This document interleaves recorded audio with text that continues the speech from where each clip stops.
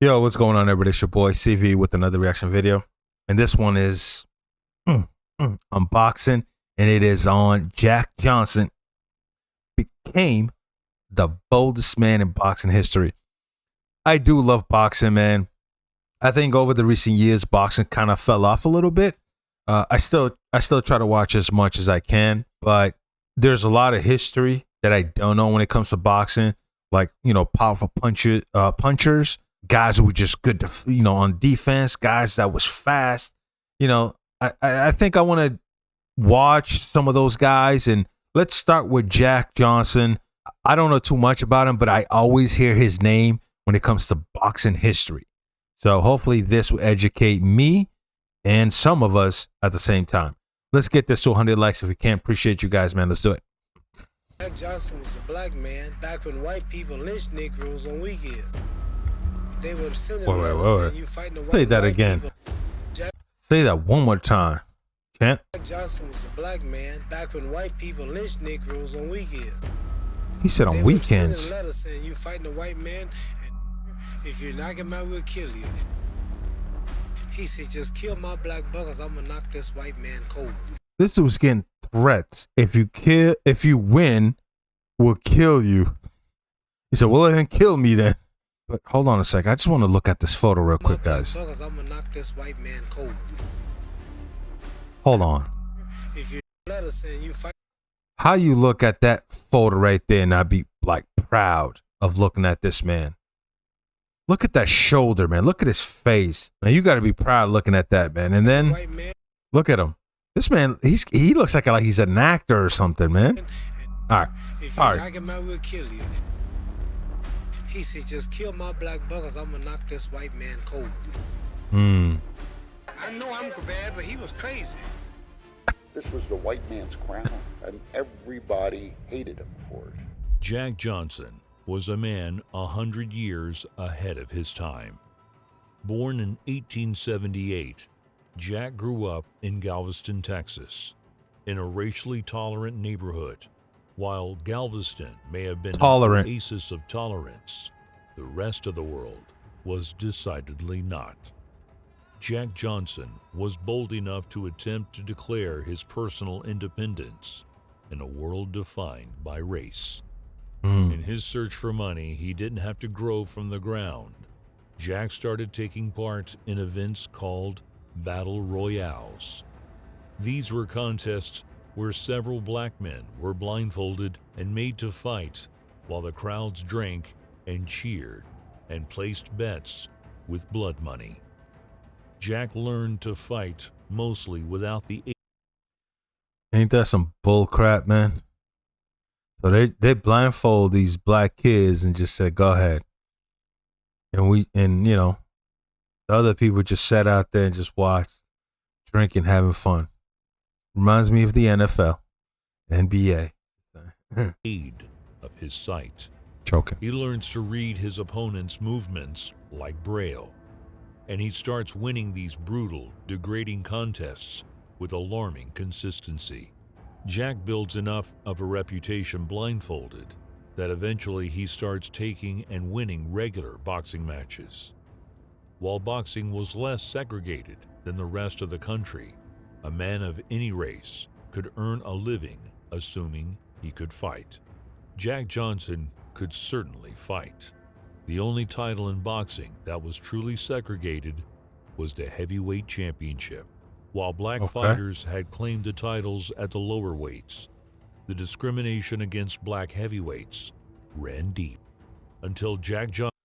Wait, that makes no sense. Why would they discriminate black heavyweight but not the other class? Okay, I just don't get that one. Johnson got too good. You guys can have the other ones, but you can't have the heavyweight.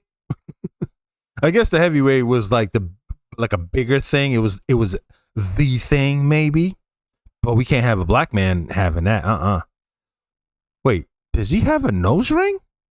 Am I tripping? This man got a nose ring. He was Tupac before Tupac. Nah, no way.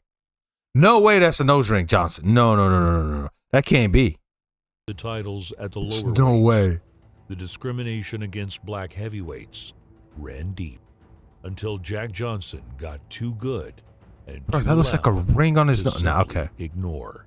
I'm At seeing the turn things. of the century, prize fighting was technically illegal. In 1901, he fights a veteran knockout artist in Joe Choinsky. While Choinsky beat Jack, they ended up in jail, sharing a cell for prize fighting. An enterprising sheriff saw an opportunity and snuck 2 pair of gloves to them so they could spar. It was in a jail cell where Jack was put through his professional paces. Wow. The sparring prisoners started drawing crowds, and the sheriff started charging to watch. Hey, man. Every time I see his photo, man, he's dressed up so nice and clean. You know what I mean? I love it, man. I love it. Soon released on good behavior and with a few new tricks in his bag, Jack would make his run at the segregated title. In 1902, Johnson makes his mark on the division when he upsets the 2-time. Hey, what's up with the fighters back then? Just what is this? Anyways, I just don't get that, man. Nobody had swag like that? Former colored champion Frank Childs. The next year, he faced off with the reigning champion Denver Ed Martin and beat him on points over 20 rounds. Jack 20 Johnson's rounds. reign over the colored title alone made him a great. Many of his most difficult opponents he met in defense of the colored title. While Damn. he was proud of his accomplishment, Jack wasn't satisfied holding a title with a qualifier like colored in its description. As Johnson began his Yeah. march toward the championship and the old guard of boxing closed ranks against him, the white champion Jack wanted to fight was a tank of a man named Jim Jeffries. By 1904, Jeffries had defended the title 7 times against exclusively white contenders. He retired undefeated, never giving Jack a shot at the That's title. a big man. Jack took that personally. The next champion was decided when underdog Tommy Burns won a 20-round decision over Marvin Hart. Tommy defended his championship 11 times before finally agreeing to fight Jack after he purchased ringside seats and started taunting Tommy during his fights.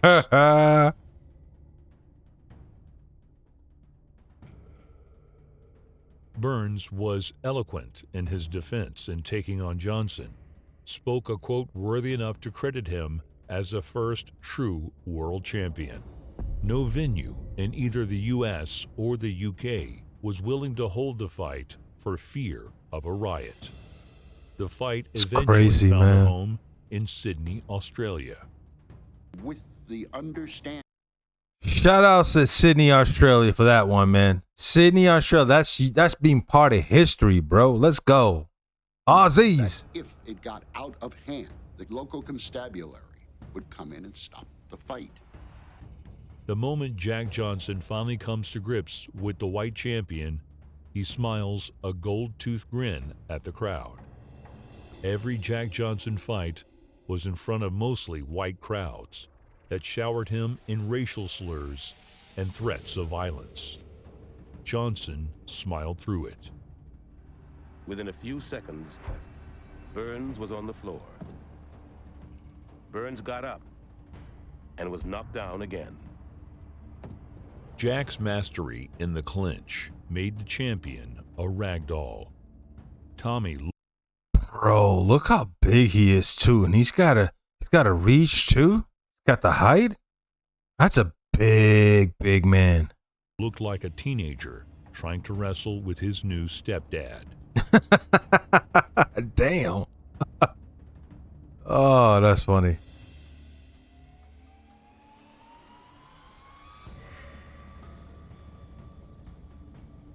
That's a big man, bro. Muscles everywhere. The back, the shoulders. Johnson controlled every second. Oh, yeah.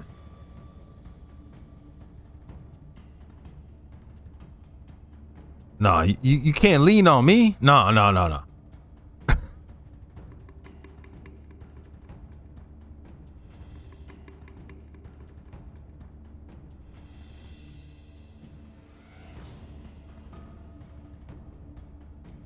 Hey, that's got to be stopped. There's no way they went 20 rounds. There's no way. The film is stopped by local police the moment Tommy is about to hit the floor. For the first time in history, of course, it was unquestionable who was the best fighter in boxing. The boxing establishment searched for a white man able to beat him. It took them 7 years. Bro, the fact that he said the boxing committee basically was trying to find a white man to fight him for us. And it took them 7 years to find I guess that's where the Great White Hope comes in, right? Is that what that's from? 7 years to find a white man to fight this dude. Come on, man. That's funny. Despite the occasional arrests, Jack Johnson was the freest black man in America. Damn. He did what he wanted, and the white world hated him for it. Gangsta, he lived bro. A lavish lifestyle of cars, clothes, and what? had his own ideas on what race relations should entail. Hey, this Jack man Johnson was gangsta. is credited with desegregating more brothels than any man in America. He opened 2 mixed-race nightclubs, and he married 3 women, all of them white. The establishment was so thoroughly offended by Johnson's conduct that calls grew in the press for the retired, though still undefeated, Jim Jeffries to return. This man made this dude come out of retirement. Hey, I like his style, man. Jack was living it, man. At that time, that's unheard of, man. I love it, man. And put Jack in his place. When Jeffries agreed, the public was whipped into a frenzy by the event that came to be called the fight of the century. Wow. Even men Jack thought of as friends, like his one-time mentor, Joe Choinsky, defected Switch sides? to Jeffries' camp to instruct him on Jack's tendencies. None of those people were... That man said, hey, man, I'm doing this for the white people. Jack, we friends, but this is fight of the century. I got to go back home to my white people. Okay, Jeff. Okay, Jeffrey, you go and do that. You go and do that. In the ring to help Jim Jeffries. Yo, this is amazing. This is history, bro.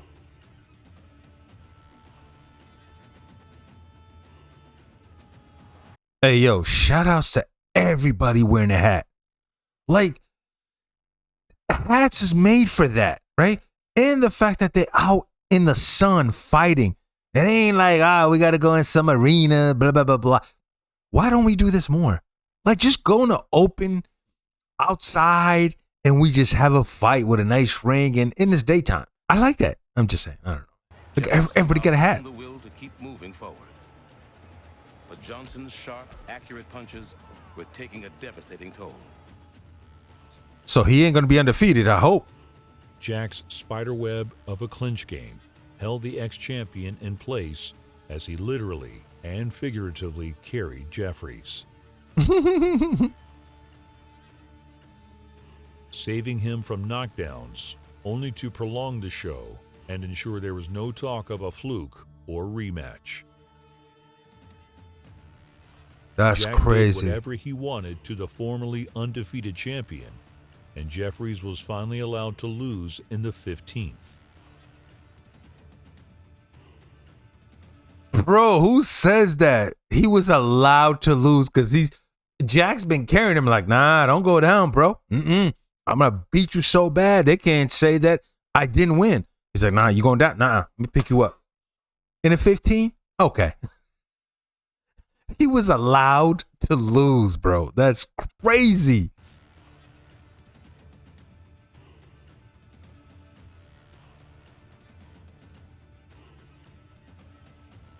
Oh my God, that left. Oh my God. Bro, that stare down.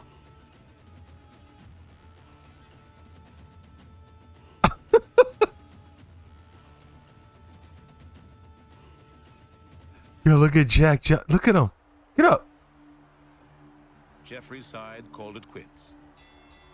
Word got Wow. out. Race riots erupted across the country. Can you imagine that? The former champ didn't just lose. They stopped it. They threw in the white flag. I didn't mean to be like racial, like with the white flag. Like that. That's funny to me. I just thought about that. They threw in the white flag.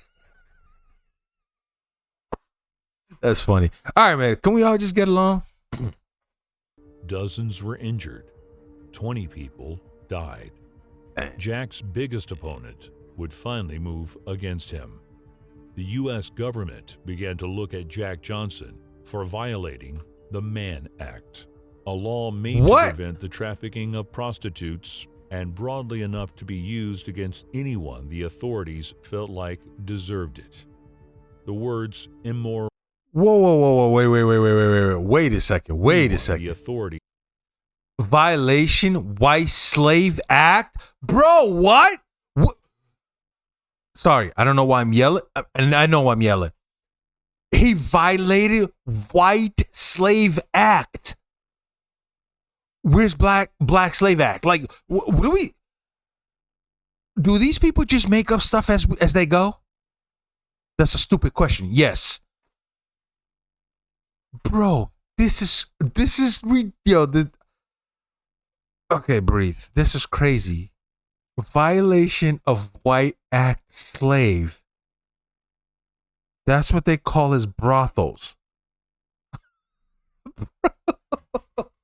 This is the funniest thing I've seen in years. Oh my God, man.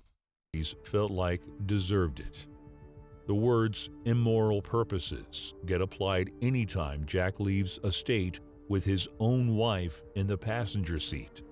Wow. He was found guilty by an all-white jury and sentenced to a year and a day. Jack skipped bail and flew to France. In Paris, the champion in exile is still defending his title. In 1914, shout outs to France and shout out to Sydney. I'm just saying, man. Shout outs to those two countrymen. he takes Frank Moran to a clear 20-round decision.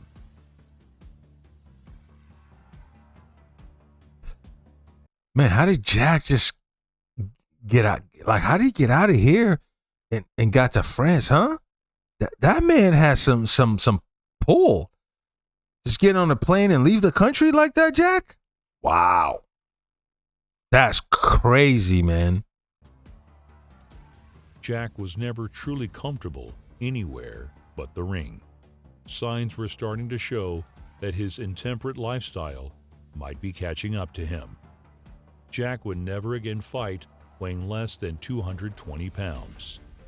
He was so famous that English troops in World War I began to refer to the German 150mm artillery as Jack Johnsons due to their black smoke on impact. Bro, Jack had an impact for real. Meets his match in Cuba against the biggest white hope yet. Jess Willard was 6'6", 240 pounds of Kansas farm boy strength. Jack took training lightly, having seen the big man box.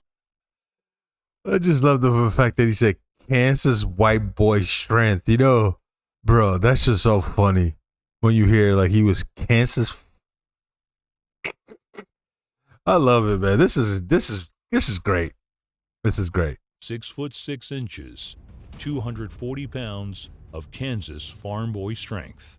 Jack took training lightly, having seen the big man box. Jess was far from a classical boxer, and Jack was sure he could KO him quickly. Jack started to hammer on the anvil that would ultimately break him. Yeah, that's a big boy, Willard man. was as advertised, a lumbering target.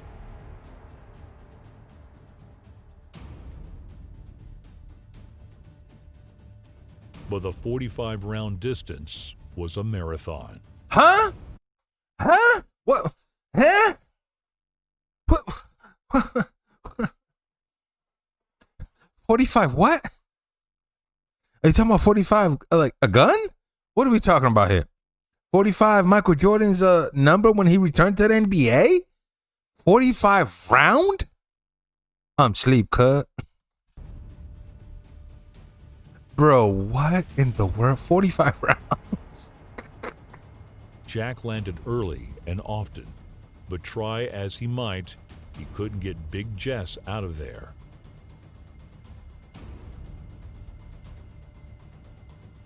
The tide slowly begins to turn on the 37-year-old champion.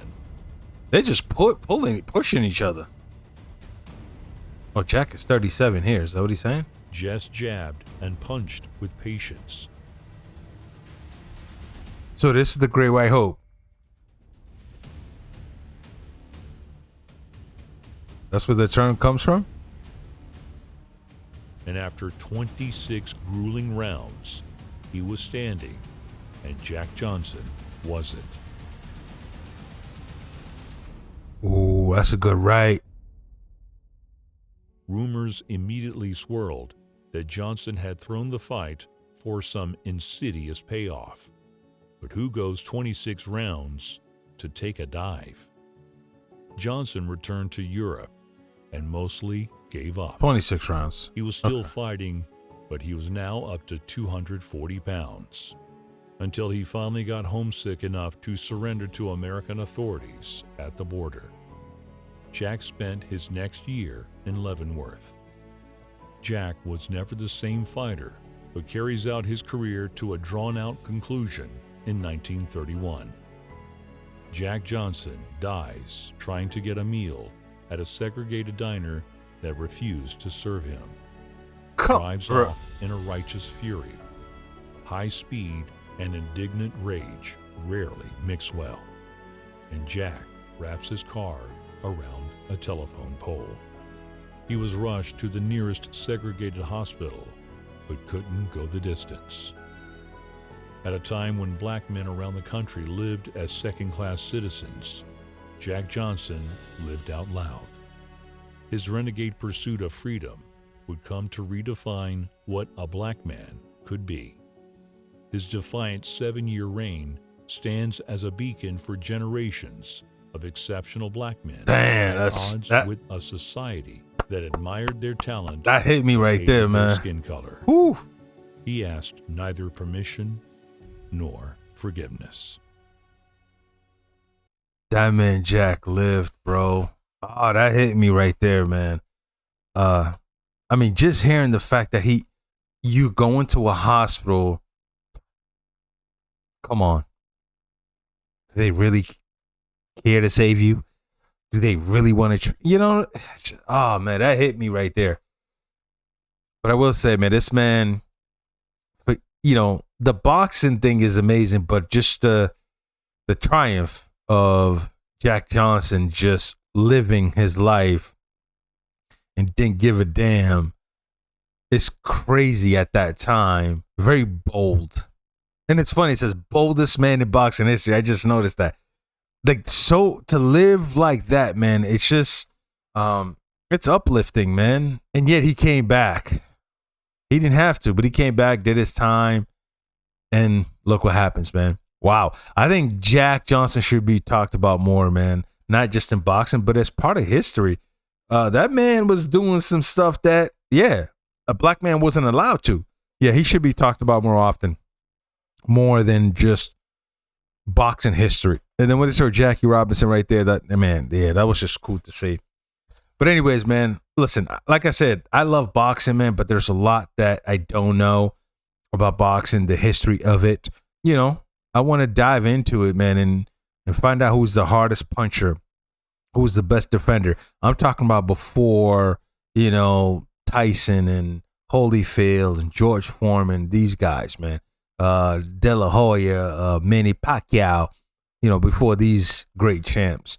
And I think there's a lot of history in boxing.